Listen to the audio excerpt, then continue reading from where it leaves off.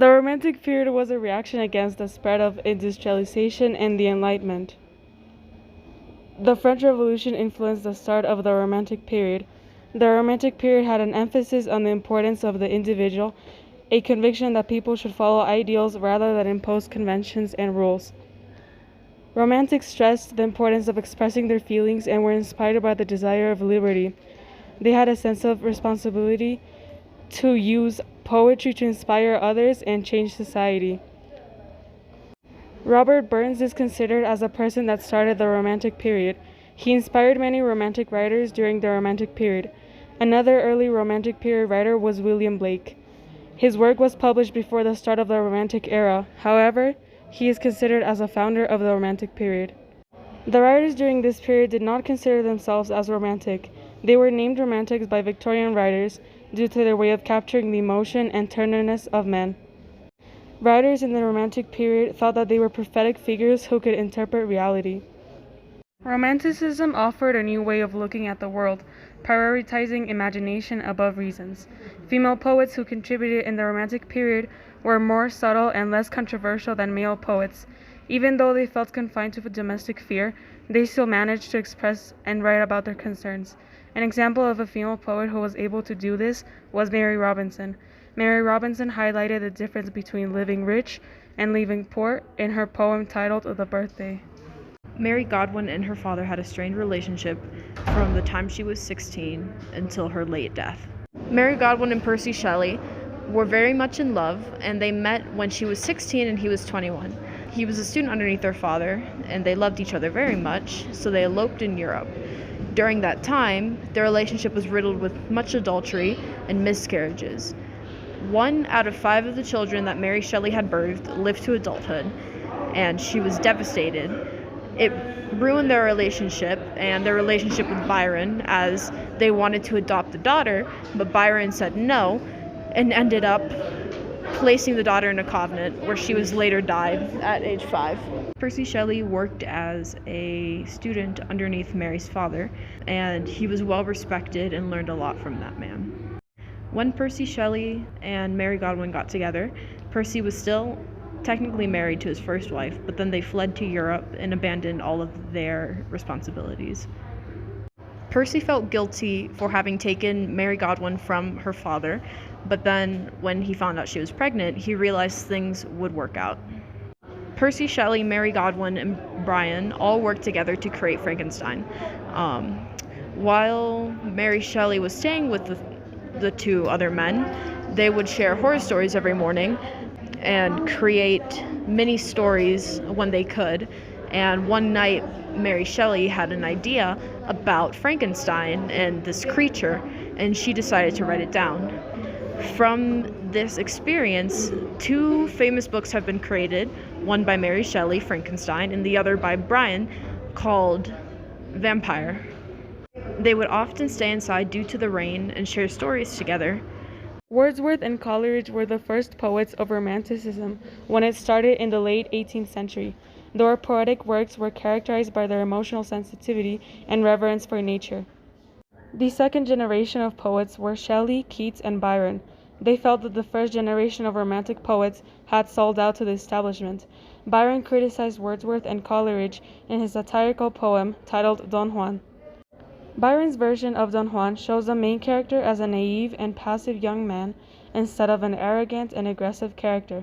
He's portrayed as a character that's seduced rather than a character who seduces. Don Juan gets seduced at age 16 by a married woman called Donna Julia. Shelley, Keats, and Byron were known as romantic because many aspects of their lives, such as dying young and traveling around Europe, conformed to the ideal type of romantic hero in the 19th century. Their deaths helped them have an iconic status, and they inspired other poets to express themselves. Byron quitted Britain in 1816 due to his debts and scandals involving his sexual exploits.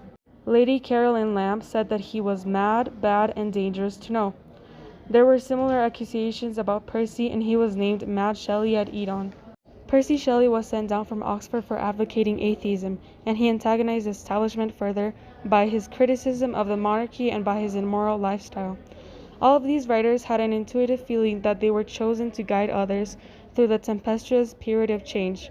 They were also supporters of the French Revolution because they hoped that it would bring about political change.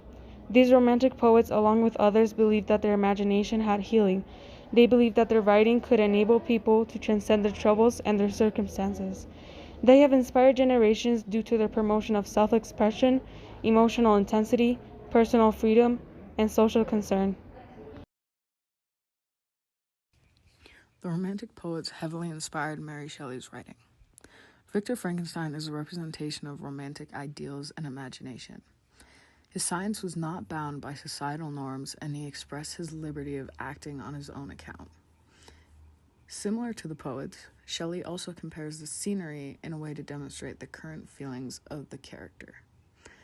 The icy and barren scenery of the monster's whereabouts represent the icy feeling in his heart or his loneliness and sorrow. The poets viewed themselves as prophets who were paving the way for future generations. Victor Frankenstein embodied this in a more literal sense, where he believed his unconventional sciences would create a better future. He expected his new creation to change the way society viewed the world. Similarly to how the Romantic poets did not view themselves as romantic, the book Frankenstein is not a romantic novel. The novel instead romanticizes the duality of moral and value. Shelley accurately captures the regret and guilt that Victor Frankenstein feels after creating the monster. It begs the question, just because one can do something doesn't mean that they should. Frankenstein lost his family due to his actions in creating the monster, and is also accountable for the monster, who acts out because of his loneliness, as the only of his kind who was abandoned by his creator. The image of the Romantic poet was highly sought after during the Romantic era. People like Shelley, Wordsworth, Keats, and Coleridge were the most famous of them all. It was like romanticizing certain aspects and very driven by less common political ideas of the time. People wanted to highlight unpopular opinions and good times of life and looked at everything through rose-colored lenses. Satirical work was also popular during the time.